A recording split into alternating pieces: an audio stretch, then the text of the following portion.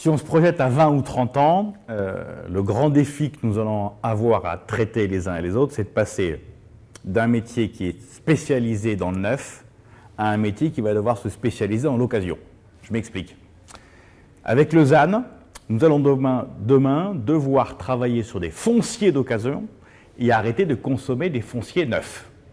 Demain, on va devoir plutôt réhabiliter des immeubles que de construire des immeubles neufs. Et demain, on va devoir réhabiliter ces immeubles avec des matériaux d'occasion déjà utilisés, ou plutôt réutilisés, versus du béton neuf tel qu'on le fait aujourd'hui. Bref, un métier qui hier travaillait sur des terrains neufs, des immeubles neufs avec des matériaux neufs, à un métier qui devra travailler sur des métiers d'occasion pour faire des immeubles d'occasion avec des matériaux d'occasion. C'est cette grande transition-là, liée évidemment au changement climatique, que doit porter l'ensemble des métiers de l'immobilier pour les 30 ans qui viennent. Une seule disposition à prendre rapidement, c'est toujours une gageure. C'est toujours avoir la solution miracle pour tout. Il n'y en a pas.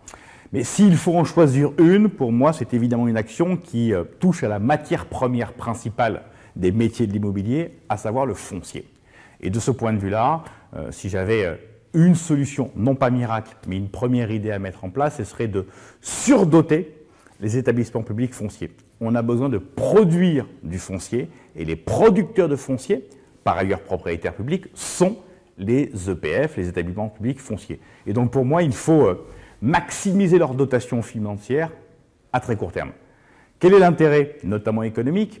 C'est que quand on subventionne l'immobilier, on subventionne, c'est-à-dire qu'on dépense des sous sans avoir de retour économique. Quand on dote par exemple les EPF de moyens financiers supplémentaires, ces EPF, en face de cet argent, ils ont un actif.